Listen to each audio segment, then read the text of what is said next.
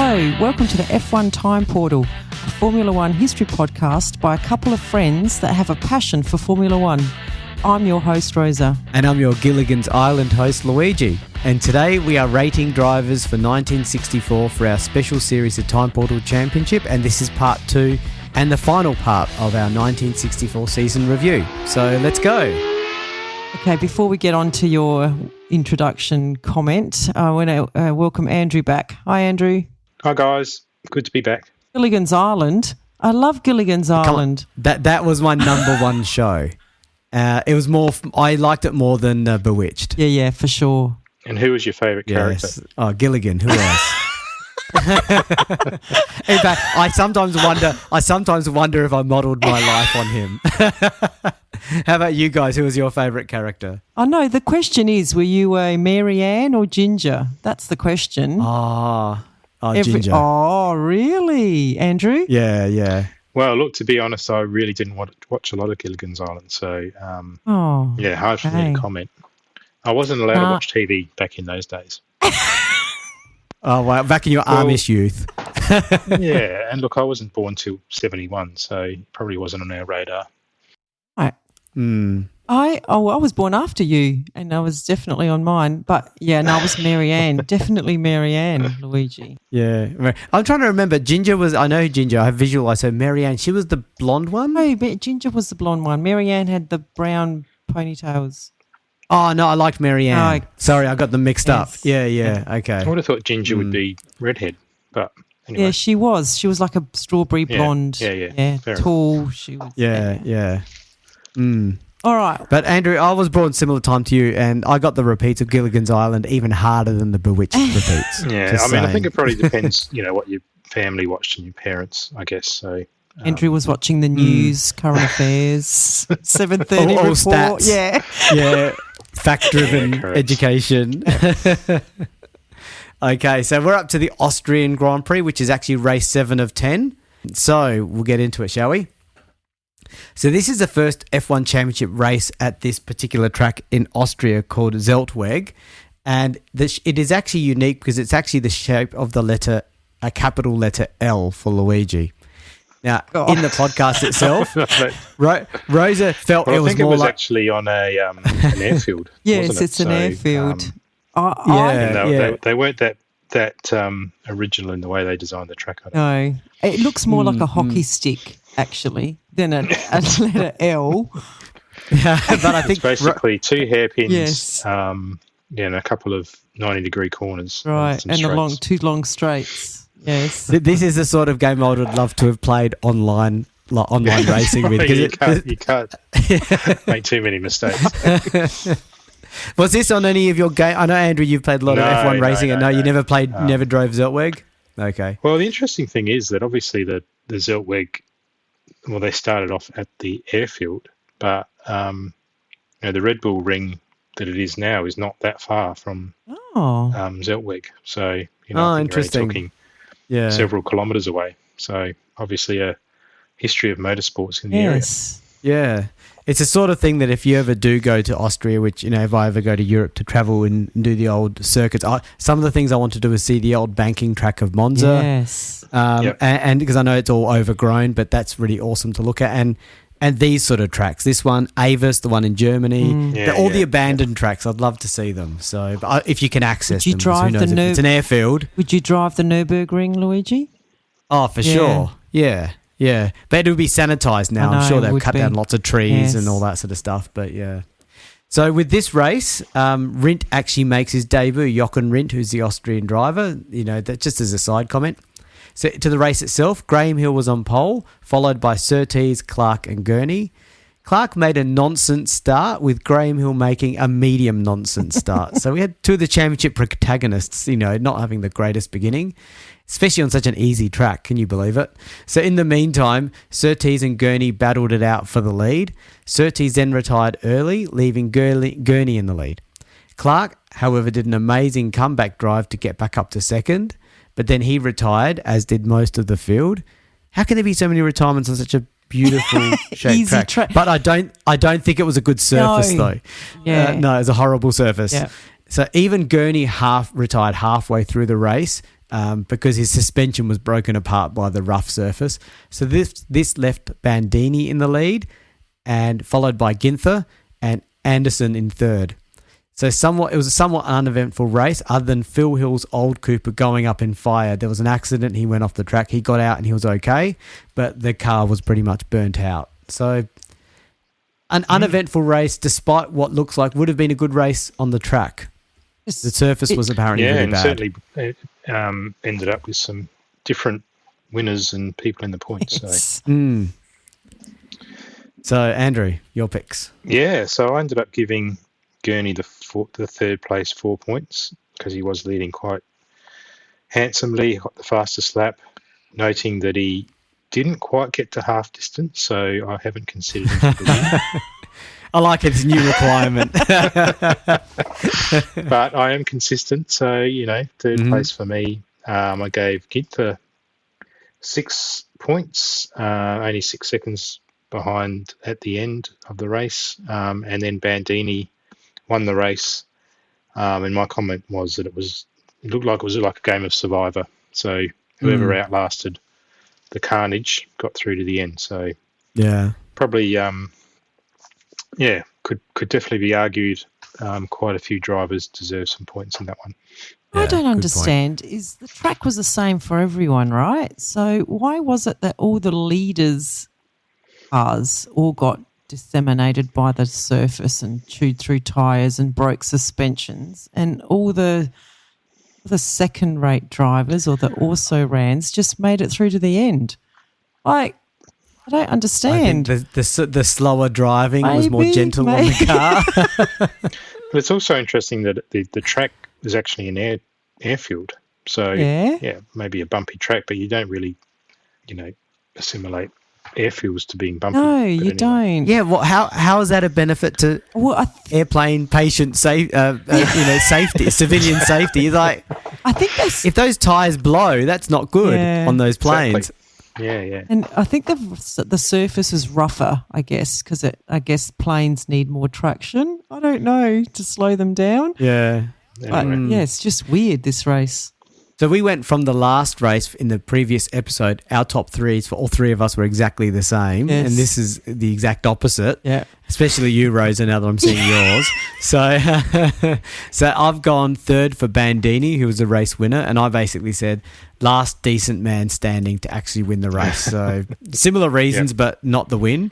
I gave Clark second for a strong comeback drive, and Gurney first because I felt he deserved it because he led most of the race. So, yeah, I work on the premise of what should have happened. So I will challenge that. So good comeback drive from Clark, but he only lasted 40 laps out of 105. And Gurney 47 laps out of 105. Oh, so both under 50%. See, I don't have a 50% rule. I've got a 5% rule. But anyway, that's fine. Yeah, fair enough. I hear your point. I would have thought, 40% of the race. There's still a lot of the race to go. But anyway. Okay. Yes, well, I went in a different direction completely. I found this race very frustrating. As I said, I just don't understand why. Yeah, maybe you're right. Maybe it was the harder driving of those cars that just up faster. So I took a different direction, and I chose the finishers. I think all of the finishers: Bandini, Ginther, Anderson, Ireland, Mags, Bonnier, and I shared equally the 18 points. But I don't understand this, Rosa. I don't understand. The reason why you're basically ignoring, okay, Andrew made a good point. Gurney and Clark didn't quite get to 50%. No. But they were dominating, and so you're just throwing them out the window. Arguably, they did not race to the conditions, okay? If the track was so rough and... Yeah, but you've got people in there that have finished 3 and 4 laps behind. At least they finished. Yeah. They finished. The winner of the race, who... Luigi makes a good point. He might have finished 2 or 3 laps behind if the others had won. Undeservedly so, but they finished. I didn't want to reward people for... Wow. So does that mean they all get 3 points each? Yes, they all get 3 points each. 3.6? They all get 3 points each, exactly. I couldn't find any space in there for Graham Hill. Where is Graham? No, he didn't get. No. No, he finished. He retired after 5 laps. Yeah, so. Come on. You can't tell me Graham Hill's retirement after 5 laps was due to the track. No, well, probably not. I know that another question I have for you, Rosa, on your picks is why stop at 6? Why didn't you go all the way to like Brabham came ninth and he was only 29 laps behind. I mean, technically he drove to the conditions. 29 laps because he probably deserved it more because he was safer. Yeah, correct. He was really safe. He was really driving to the conditions. Because conveniently 6 drivers, 3 points each, fit equally into 18 points. So yeah, okay. See, yeah, that's got. When I do business cases in my job, you can make the numbers say whatever you want sometimes. Yes, sometimes exactly. Yeah. Okay. All right. So we have Clark on 108, Gurney on 82, Graham Hill on 76, and Surtees on 52. Surtees is on 52. He's half the points of Clark. We've got 3 races to go. So let's see what happens here. Yeah. We need some dramatic catch-up here. Yeah. And for those of you that don't know, or just as a quick reminder, on our F1timeportal.com website, we actually have a page dedicated to the TP Championship where we show who actually won and who should have won. And you'll see quite a lot of championships have been readjusted to reflect what should have happened. And this one's not looking so good for Surtees, is all I can say. So this is race 8, the Italian Grand Prix. So Surtees was on pole, followed by Gurney, Hill, Clark and Bruce McLaren. Graham Hill's out with clutch issues at race start.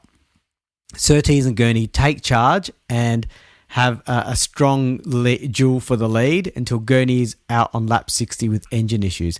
Now that this has become an issue, let me see how many laps there are in this race. I think Italy's got like 78. Yeah. 78 laps. Okay, so that's over 50%. Okay, cool. Clark and McLaren are battling for 3rd and 4th until Clark is out at about lap 60 as well.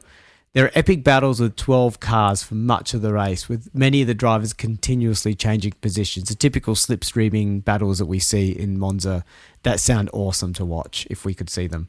Some of them you can see online on YouTube. So Surtees ends up winning easily. So that's Surtees in the Ferrari, winning the Ferrari home race after Gurney's retirement. McLaren comes second, and Bandini is 0.1 seconds ahead of Ginther. So Bandini comes third, 0.1 second ahead of Ginther in fourth. So over to you, Andrew, for your top 3.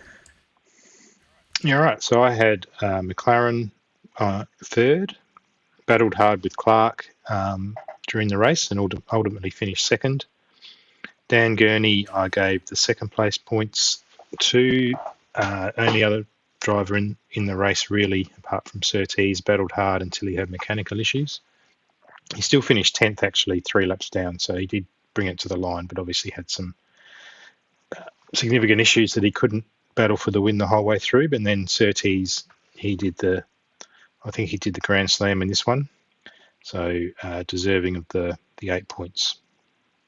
Okay. No complaints from me. I think I had the exact same top 3. We've had a few matches this season, Andrew. Yeah. So Rosa seems to be, well, that's not unusual for Rosa to go a different direction. Yeah. So I've got McLaren in third just for a solid second place. I put Gurney in second for a really strong race and out-qualifying Brabham again. And just a side comment, I think Brabham at this stage was more focusing on being the team manager. And I'm not saying he reluctantly stopped driving. Not stopped driving. He reluctantly drove, but he was maybe in setup mode of a new business, I guess. And I had Surtees in first with just a solid win up there the whole time. And good on him for taking it out on the home track, which would have been under a lot of pressure, a lot of attention. I can't believe you guys put Gurney in second place. Anyway, like I get that. Yeah. I get that he was hard done by with mechanical issues, but people actually finished ahead of him. But he got through most of the race. Let me see. What lap did he go? What did you say? Because the Surtees Gurney duel was the main feature of the race. That means a lot. I mean, we're talking about lap 60 onwards that he had. Well, I put him in third. Yeah. I thought it was a third. It was a strong start. It was good racing, and bad luck did end his race. I actually recognised Bandini in second place. Yeah, I think he actually... He doesn't look like Charles Leclerc. You know that, right? No, he doesn't. He does look a little bit like Ascari, though. I gave him second place. I think he actually overtook someone in this race. And I know you guys... And that's ticked your box. Well, considering it's a slipstream. Yeah. And, well, I think McLaren, you guys gave McLaren third, both of you. And he actually just inherited that second place. There was 3 retirements ahead of him. Bandini actually overtook someone to finish third. So how can you say this, Rosa? Last race you said last race, these drivers, these top 6 drivers drove to the conditions, and then McLaren, you're hammering him for coming second. He drove to the conditions. I'm not hammering him. I'm just saying Bandini also he raced well and he got my second points. Well, McLaren finished a minute behind the leader, and Bandini finished a lap behind. How much is a lap? Anyway, 1 minute. About a minute 40. Moving on. But, that's your points, so that's fine. And IE Surtees, good win. Ferrari, home race. Okay. So I'm just going to say Mike Lang would not have approved of your top 2, because even Mike Lang, in his own book, the feature picture of this race was the picture of Surtees and Gurney almost side by side. Just saying, there's no Bandini in the picture. I put him in. Yeah, you gave him third. Okay. Anyway, we've hammered you enough on it. Yeah. So at the end of race 8, Clark is 108 points. Gurney's on 98 points. Graham Hill is on 76, equal with Surtees on 76. I find it fascinating to see Gurney right up there with Clark. 10 points. I mean, Clark's been a little bit absent lately because of retirements and stuff. But he's only 10 points behind. That's nothing in this championship. Well, with you two giving him frickin' 6 points each. Yeah, and if you look at the actual drivers' standings, he's not even in the top 5. Yeah, because he keeps retiring. He keeps retiring, doesn't he? I mean, the other thing that's interesting is that 3 races ago, Clark led the championship on 30 and Surtees had 10. And now Hill's actually in the lead on 32, Clark on 30, and Surtees has caught up on 28. Yeah. Yeah, and in ours, we've got Surtees and Graham Hill equal now on 76. Yep. But Clark is way ahead of them. But catching Clark. We've only got, 2 races to go. This season, I mean, this is a finale of 3 drivers, but Gurney should have been in that mix. And I'm not saying he should have won it or anything, but he's definitely got the Moss gremlins. Well, that Brabham car was just unreliable at this stage. Okay, so up to the second to last race, the excitement is building. So we're up to the United States Grand Prix, and Clark is on pole ahead of Surtees, Gurney and Hill. Early in the race, again, even Gurney's always up there in the qualifying too, so he's certainly not reflecting his championship position, not even in the top 5. So early in the race, Clark takes the lead and pulls away from Hill and Surtees. Then Clark has car issues while comfortably leading, and then actually swaps cars with Spence. I think it's the second time he does that this year, to stop his competitors from getting points. So what's impressive is he did that in the very first race, I remember now. He did it when he didn't know who his competitors were. He just knew he had to be there to stop somebody getting points. But now he knows who they are. However, Clark retires a second time while lying in third. So he caught up again. And he was even catching his 2 championship rivals at that time. So Graham Hill takes the lead from Surtees and then wins easily. Surtees comes second and Siffert comes a distant third. And there's special mention here that Ferrari were having some arguments. You might remember what they were. I've sort of vagued out a little bit Ferrari. But Ferrari were driving in blue and white cars instead of red. Yes. Enzo Ferrari was having an argument with the Italian Automobile Association about his entrance into Le Mans. And That's so right, he went unpatriotic, raced under an American team colours. Yeah. I just love that he does that stuff. It's so funny, you know. And that would have cost him money. Yeah, absolutely. Like, get rid of the red. Yeah. You know, and they probably just painted the blue and white over the red. They probably didn't bring the red back down to the metal, you know, because they didn't think of that, I suspect. But they would have had time. They wouldn't have been aware of the stuff like the weight, weight of the paint. They'd have seen that was immaterial. No, not in those days. Yeah. Okay, Andrew, your top three. All right, so I went third place, Surtees, steady drive to gain some points. Second, Jim Clark. I said probably the fastest, but he broke 2 cars along the way. And like his original car, he retired on lap 54, just shy of half distance. So nothing but consistent. Yeah. And Graham Hill won the race, and I believe he had a broken neck as well. So the car neck, or very impressive. And I think you're right. He did too. He had a neck brace or something, didn't he? Yes, he did. Yeah. So won the race. Obviously, arguably Clark was the fastest, but Graham Hill got the win. So I'll give him the 8 points. Not expecting Rosa to give him any, but maybe that will compensate for. I do feel like points. you are kind of you and I are at odds around Graham Hill, Andrew. I do love the fact that you've said, I don't know if you read this out, I blanked out a bit while you were speaking, sorry. You did, in your notes, you said probably the fastest but broke 2 cars. Like, I love that imagery, Jim Clark. Jim Clark just being like too much for the car. Like, that's just... I reckon I've got an image of the wacky races. Remember yes, them? I do remember wacky races. That dog, that laughs funny, that Muttley. Yeah. Dick Dastardly and, you know, Penelope Pitts. Yeah, that was great. That was a great episode. Man. Good show. Yes, I'll check what year that was released. Yeah. Yeah, okay. So I had Surtees for third, just a solid. He came second, didn't he? Solid. He came second. Yeah, solid's my word. Yeah. Graham Hill, I wish I'd remembered about the neck thing, because I think I would have given him the win. But in this case, no, I'll give him second because it's too late now. And I gave Clark the win. I felt he had this race wrapped up until he had car troubles, and it was funny that he swapped cars to stop his competitors getting points. I'm surprised you've given that points, Luigi. You would. That is like a totally strategic, almost not in the spirit of the game kind of call from Clark. What do you mean? Giving him the win? Yeah, like, you've actually called out the fact that you said it's funny that he swapped cars to stop his competitors getting points. Like, it's strategy. It is, strategy. But you do not like strategy normally.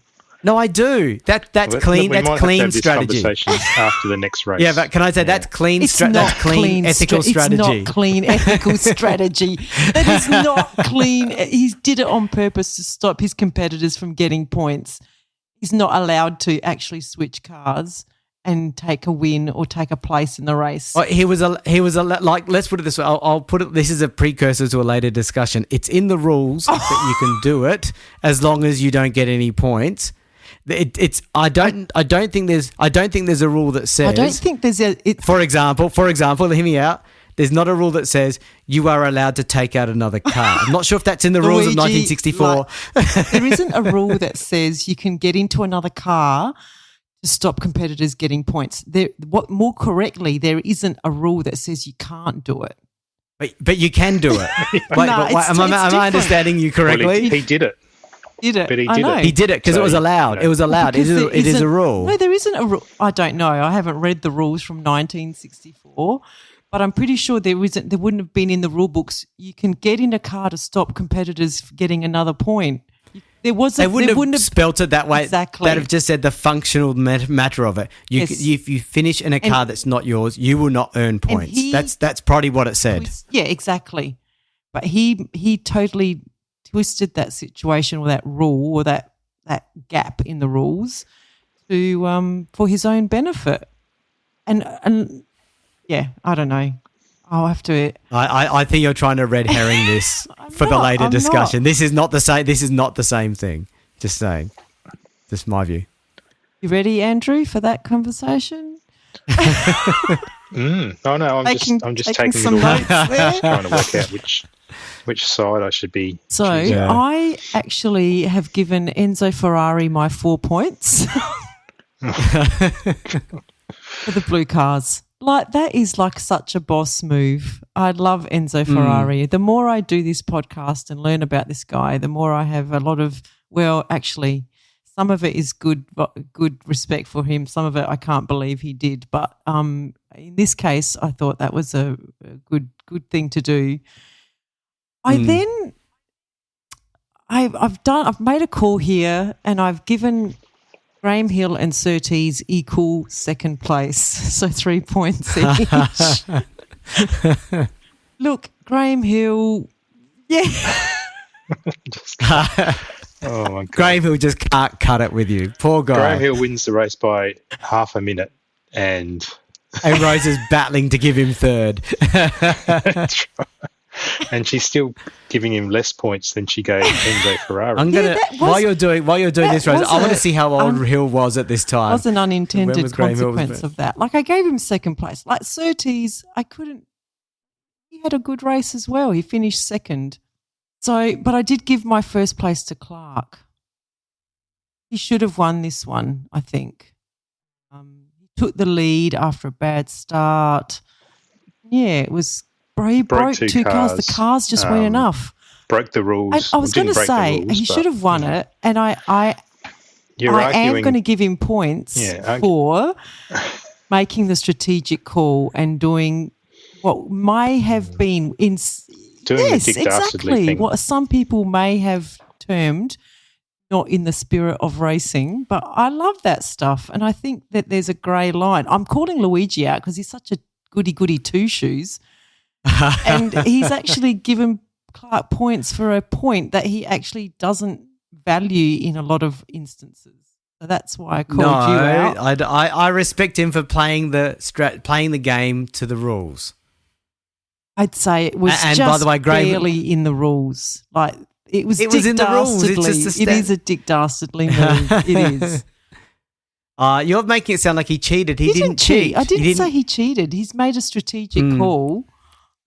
Yeah. But I love that about all racing car drivers, and we're going to get into that later. But anyway. Well, we're arguing over this. This is like the entree. Oh, so I will say one thing. I just looked up Graham Hill's age in 1964, assuming I don't know exactly what his birth date is.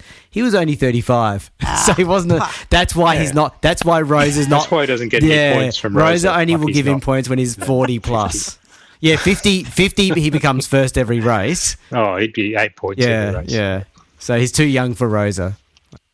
That's what makes you sleep at night. That's fine. Yes. So after 9 races and with 1 race to go, we have Clark on 130 points, Gurney on 98, Graham Hill on 93, Surtees 6 points behind on 87. Wow. I could have worked that better, actually. I should have actually made it so that Surtees was in front of Hill. See, I don't manipulate these scores, but if I was really I would have done something a bit different. Devious. Not devious enough. We all do our points in isolation, just as a reminder to everyone. Yeah. So it's not like so Rosa's doing the ethical thing by not looking at the outcome. At it, no. I'm not Dick Dastardly. I'm Penelope Pitstop. Okay, so we're up to the finale. So the mere fact that Mike Lang called this... It's weird that Mike Lang called this grand finale in Mexico, which is excellent name for this season. There's other seasons where we have finales in the final race, but he only chose this race to call it out. So I think this may have struck a bone with Mike Lang. So I'll just explain the championship decider status before we get into it, because I think we need just a little bit more context versus normal races on this one. So the championships decider, Hill had 39 points from his best 6 performances. Surtees had 34 points from his best 5, and Clark 30 from his best 4. So those were the 3 key players. Now, there's a few permutations, but the main ways that this championship could be won was in order to win the title, Clark had to win the race with Surtees finishing no higher than 3rd and Hill no higher than 4th. So that's a pretty big order because those 2 other drivers tended to finish in those positions or higher. Surtees could only win the title by finishing 1st in each case or 2nd unless Hill finished as high as 3rd. That might be hard to understand, but the story of the race is it doesn't go down this path. It's a three-way. It's a three-way title decider. Yeah. Yeah.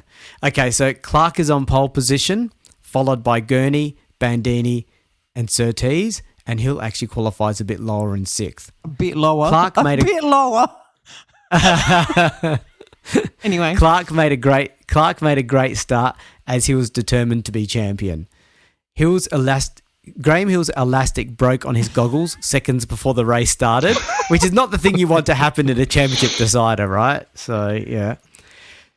You weren't actually there, were you? I didn't loosen. Yeah. I didn't just snip his elastic. No, I didn't. Surtees started to suffer from a misfiring engine, so not good for his championship chances. No. So Clark's leading with Graham Hill in 10th and Surtees in 13th. So at this stage and point in time, it looks like it's there for Clark. While Clark kept pulling away in the lead, so his misfire cleared, and both he and Graham Hill started to charge through the pack. Hill quickly got back up to 3rd place, and he needed this position in order to earn any extra points due to his best 6. In the season, there was the best 6 results rule, so he needed to finish 3rd or more to even gain a point. By about lap 20, Bandini in the Ferrari was right on Hill's tail.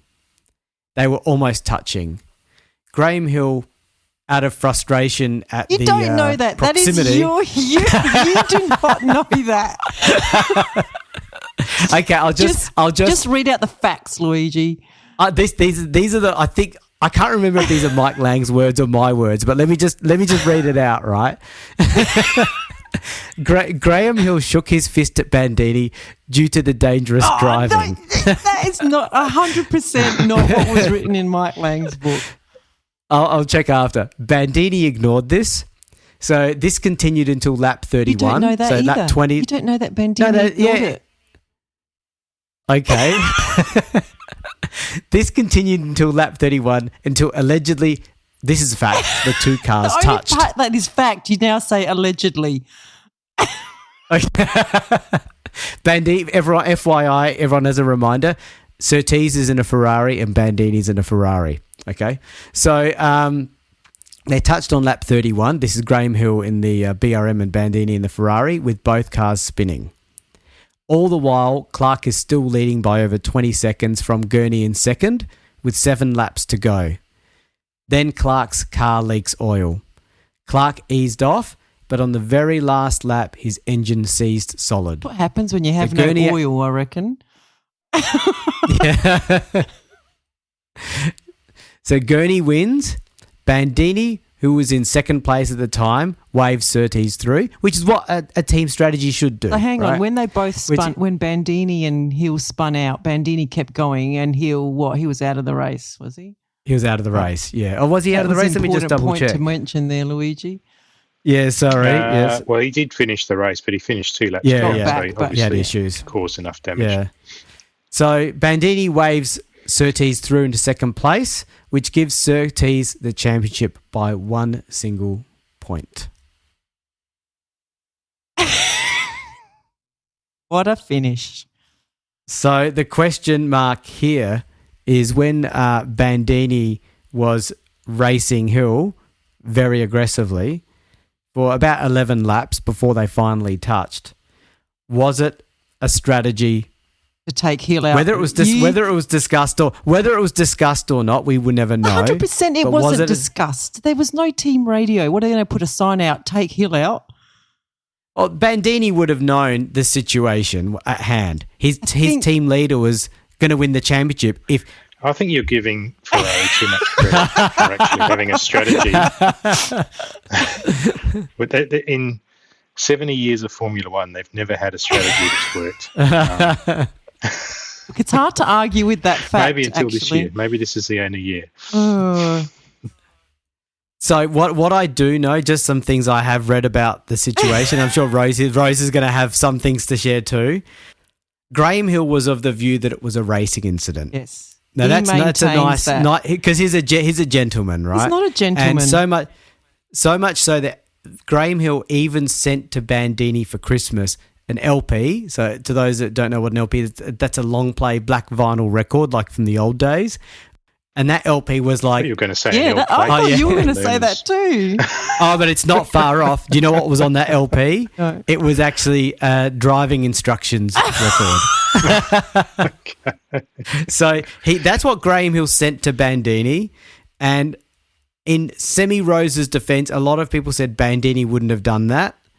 But I'm just questioning the whole story. It just doesn't smell right. It doesn't look right. It's suspicious. Very, very suspicious to me. How do you know that Hill didn't brake check him?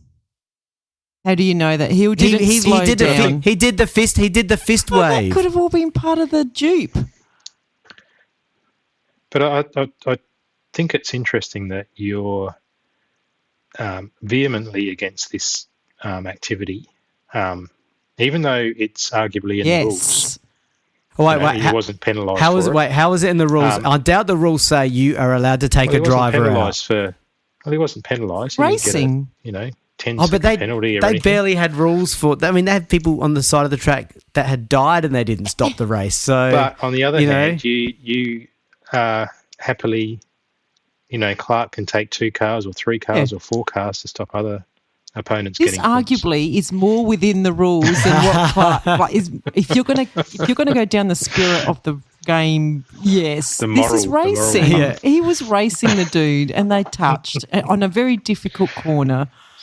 And he'd done it 11 laps previously, but energies increase and stress. Let me put it this way. I'll put it this way then. What if that was Bandini and Surtees? Would they have touched? Yes or no? Would have been team orders in place. Well, they might not have been racing as hard though. That's it. It's not like I mean, definitely Alpine or Force India drivers that take each other out. It's not Gasly and Ocon. But that's it. But that actually works in my favour because Bandini didn't have a history of doing this all season. Wasn't it very convenient that he happened to have done it in the championship decider against the very driver that is challenging his teammate for the championship? That's what I'm calling. I don't think they would have known exactly I mean, at this point, Clark hadn't retired, had he? Because Clark doesn't retire until the second last lap. So they wouldn't have known that. So really, he was probably racing against Clark. There was no way that they would have known Clark was going to not finish the race, and then it was going to be between Hill and Surtees, and that Bandini had to do that to Hill. Did they have a time machine? No. I'm not saying that they could see the future, but hey, if your teammate has 2 other rivals, okay, here's one solved. Let's see how the other one pans out. To what end? Surtees was so far. Surtees was like one of the last guys that would have won the championship. The odds were with Clark and Hill. Or they were more with Hill, I think. Clark was less likely because he had to win and they had to come below 3rd and 4th. Yeah. It was like Clark needed a lot more to go his way. But at that point in the race, Clark was miles ahead. And Surtees was obviously had some issues, but he didn't seem that interested either for most of the race. I think... well, it's looks like it could be a debate for the next, 20 or 30 years. Yeah. I don't think even when I was a teenager reading this, it was an upsetting incident to me. Poor. I feel like this could be an ongoing discussion until we get to 1989. The last piece of evidence that I would like to raise in this discussion is that we had the Imola race a couple of races ago. And 2024, and what I noticed happened in that race was that something called a Lorenzo Bandini trophy is awarded every Imola race, Luigi. And Is that for good sportsmanship? It is. Yes, that is so hypocritical. It is. Thank you, Andrew. Because he made the greatest sacrifice for Ferrari. That's what he did. He sacrificed his reputation for the greater good of Ferrari. Can I just read this? It is not based on race results, but on how the success was achieved, as well as the recipient's character and approach to racing. Yeah, but you can take that. They're not going to give it to Dick Dastardly's.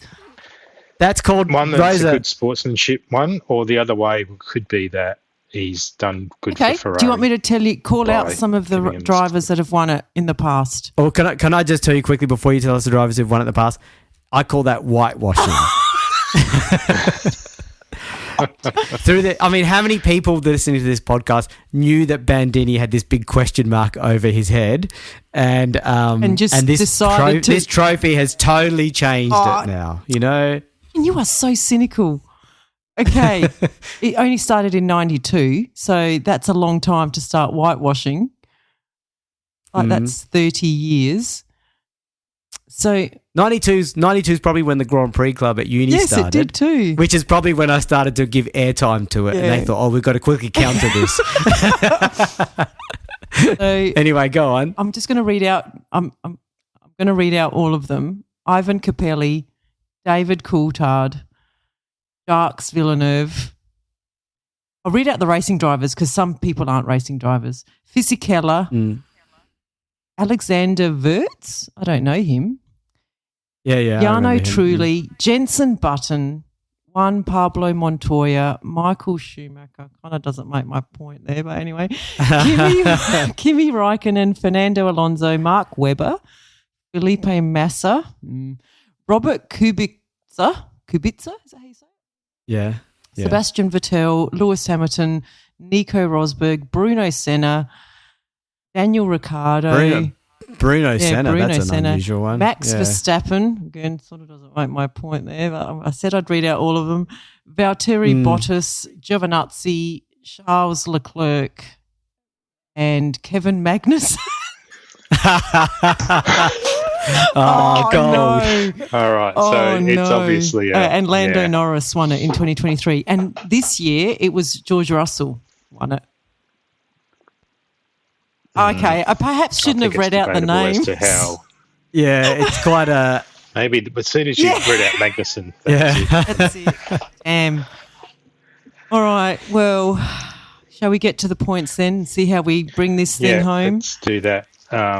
Well, look, and this is going to be controversial, but I gave third place to Bandini. Now, irrespective of whether he did it on purpose or not, I just said he was the ultimate team player. He took out his nearest rival, whether on purpose or not, and then sandbagged at the end to get Surtees over the line. You know, Gurney, the 6 points. The whole team was on the track telling him to slow down to let Surtees through on that last lap. Yeah, because there's no radio, so they would have been. Yeah, they would have been. Oh, geez. Who was that driver, Rosa, that refused to give his car to Fangio? Who was that? That was the Italian guy, wasn't it? The Italian guy, yes. You looked up to him. Yes, I did. You said he was good. You said, Musso. You said he was awesome for looking out for number one and stuff the team. So, yeah, there's a bit of a contradiction, actually, for you. Just realising. Yeah, okay. Anyway, I gave the 6 points to Gurney for... he won the race. He was fast throughout the race, picked up the pieces, and then 8 points to Clark. Desperately unlucky. And look, he did retire, but he only retired a lap from the end. So effectively, for all intents and purposes, won the race. And I think even if Clark had won that race, with Surtees being waved through to second, which I've got no problems with that, I think that's a smart thing to do. I think Surtees would have beaten Clark because he was up in the top three. So, yeah. Okay, I like your wording. Took out nearest rival. Good strategy. Good call there, Andrew. So I had Gurney in third. Lucky winner, but he was there for the win. And I did do a special mention to Bandini from the positive side and a negative, because I said great sacrifice by letting Surtees through, but not that great. Second or third is not a big deal. He still gets to stand on the podium with that big, huge wreath that they used in those days. But I struggled with this because he did take out Hill, in my opinion. So it's a frustrated third place in that regard.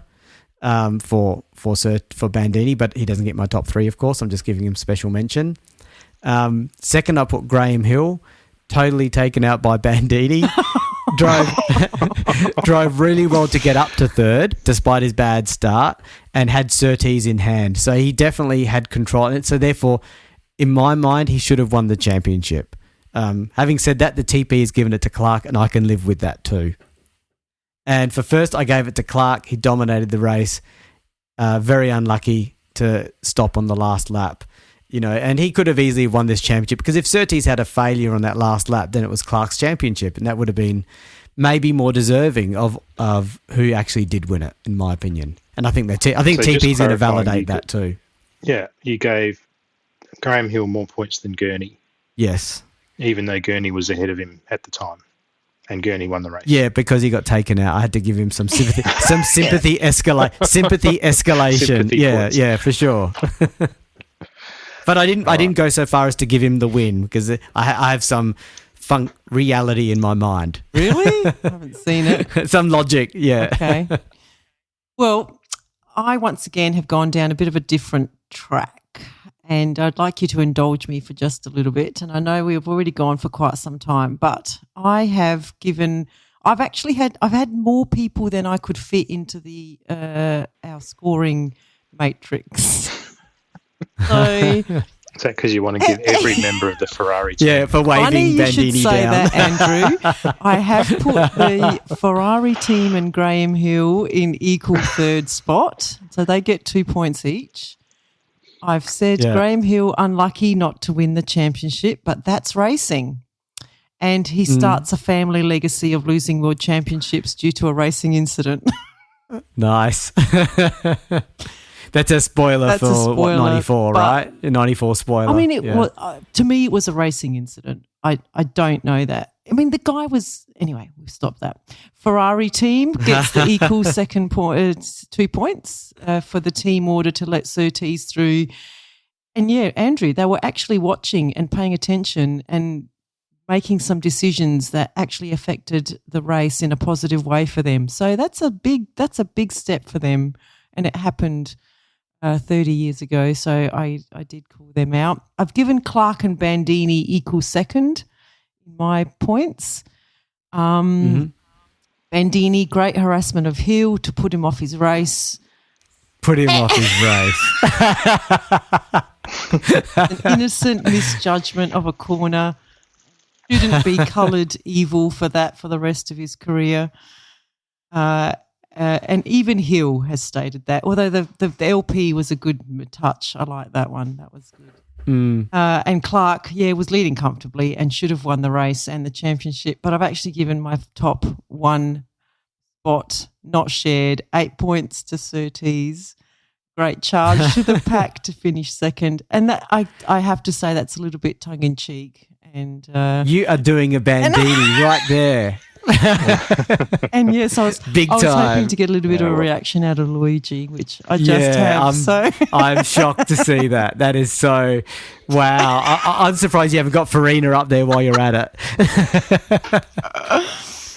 Wow, doing a real life Bandini live in the TV Championship. I wonder if that's going to get Surtees over the line. Let me have a look. Luigi, is that it's in the rules. Yeah, you can do whatever you want. There are no rules. True. There are no rules. Yeah, okay. Wow, I can't believe you resorted to that. Okay, so are we ready for the final standings? Yes, let's do it. Fourth place. I'm going to start from below. Fourth place, we have Surtees on 95 points. So you didn't get it over the line, Rosa. No. You needed to give him even if you gave him all 18, he wasn't going to make it. That's a testament to my professionalism and logic. We have Graham Hill on 101 points in third place. Gurney, second place on 108 points. Clark in first place on 149 points. Way ahead. And even if you add Surtees and Bandini's points together, yes. which is how it works in my mind. It's 95 plus 28 is what low 120s. That only puts him second. 123. So yeah, it puts him. Yeah. But I would argue that Surtees didn't win the championship. It was really Clark and Hill that lost it. Yeah, true. I mean, Clark had 30 points after 5 rounds, and he got 2 points for the rest of the year, and a lot of the mechanical issues. And Hill, 26 for the first half and 15 for the second half. So, obviously taken out in a couple of races or one race, and a broken neck. Yeah, that's right. And furthermore, and what adds a little bit more to it, Hill had to drop 2 points because of the best 6 results. So Surtees won it with 40 points. Hill came second on 39. Really, he got 41. Yeah. So, but I think the real star was Dan Gurney. Yeah, big time. Didn't get a lot of points, but obviously second in hours and absolutely smashed Jack Brabham.